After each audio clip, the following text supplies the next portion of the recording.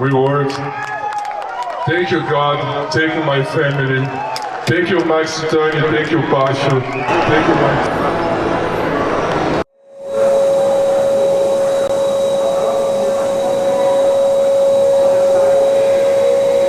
For years, I built this body with nothing but my own 2 hands. Ramon Dino's massive forearms ripple as he grips a 140-pound dumbbell, veins mapping rivers across his skin. In a small gym in Acre, Brazil, far from the glittering stages of Las Vegas, the man who would become bodybuilding's newest phenomenon began his journey not in a state-of-the-art facility, but on the streets. People see me now and think I've always had resources. They have no idea that I once did pull-ups on tree branches because I couldn't afford gym memberships. His eyes narrow. Are you enjoying this story about Ramon Dino? Then help the channel with your subscription. Look, 94.8% of people who watch these videos still aren't subscribed to the channel. If you're part of that group, take the opportunity and subscribe now. It's free, and you'll keep receiving incredible stories of legendary bodybuilders who shaped the sport. And don't forget, at the end of the video, you'll find more stories like this one. The hunger for success feels different when you've known real hunger.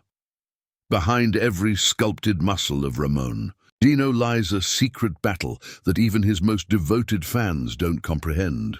And the truth is more impactful than you imagined. Born in a poor neighborhood of Rio Branco, Ramon Rocha Queiroz emerged from circumstances that offered little promise of stardom. While other champions had access to nutritionists and trainers, young Ramon created his own path, using what nature provided.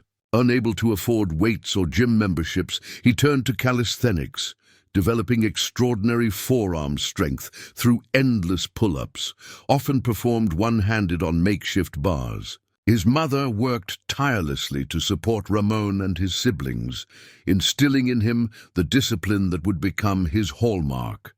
By his teens, his physique had caught the attention of local bodybuilders who saw something extraordinary. The boy who once couldn't afford protein supplements was developing a body that would challenge the greatest champions. His defining characteristic, those massive forearms, were forged not through traditional training, but through necessity, creating a physique unlike any other in competitive bodybuilding.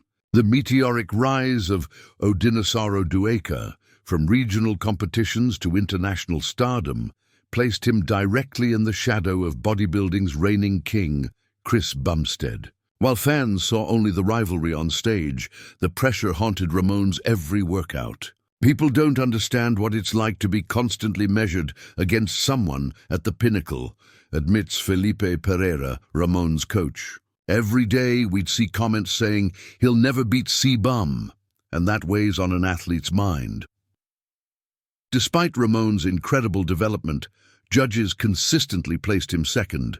The Brazilian found himself in bodybuilding's most difficult position, recognized as extraordinary, but not the best. When IFBB veteran Samir Bannout stated, "I want Ramon's body," it intensified scrutiny. Behind closed doors, Ramon would review footage obsessively, searching for any weakness that could be addressed. His pursuit of perfection became all-consuming, as the gap between first and second felt increasingly unbridgeable. Inside Ramon's training camp, tensions mounted as competitions approached. Though publicly maintaining friendship with Bumstead, privately Ramon struggled with contradictory emotions. "I both admire and resent him," he confided to a friend after placing second again. "How can you respect someone so much and still want to defeat them?" These conflicts extended beyond rivalry. During preparation for the 2022 Olympia, Ramon faced a crisis of identity as his growing fame created impossible expectations. The pressure to be a national hero while still developing created sleepless nights and anxiety. Training sessions became increasingly intense, pushing his body to limits. "There were days I found him here at 2 a.m., still training, tears in his eyes," reveals a gym owner. It wasn't healthy, but it was his way of dealing with pressure. His physique became both salvation and prison. The very thing that freed him from poverty now trapped him in a cycle of expectation and judgment. The 2024 Mr. Olympia marked the breaking point in Ramon's career. After finishing second in both 2022 and 2023, the Brazilian superstar inexplicably dropped to fourth place. Footage captured his devastated expression as results were announced, thousands of training hours seemingly erased. "I felt like my body had betrayed me," Ramon later revealed. "Everything I sacrificed, time with my family, my health, years of my life, seemed worthless." The bodybuilding world was shocked, with Brazilian fans flooding social media with outrage. In his hotel room, Ramon sent a single text to his coach: "It's time to change everything." This pivotal moment forced Ramon to confront hard truths about his approach to the sport and his identity beyond the stage. Those closest to him witnessed a complete psychological breakdown, followed by an extraordinary rebirth of purpose. Winning the 2025 Olympia wasn't just about the trophy, Ramon says today. Seated in his new training facility in São Paulo, it was about proving that resilience matters more than resources. Following Chris Bumstead's retirement, many assumed Ramon would easily claim the vacant throne, but the transformation ran deeper. He completely rebuilt his approach, focusing on mental preparation as much as physical. His victory cemented his place as the first Brazilian classic physique Olympia champion. The boy who once trained with improvised equipment now has his own supplement line and mentors young athletes from disadvantaged backgrounds. "I always knew I would be champion," he says with quiet confidence. The question was never if, but when. His rivalry with Bumstead evolved into friendship, with the Canadian becoming one of his strongest supporters. Ramon's legacy extends beyond bodybuilding, inspiring a generation of Brazilian youth to see possibilities beyond their circumstances. In the end, Ramon Dino's greatest victory wasn't winning bodybuilding's most prestigious title.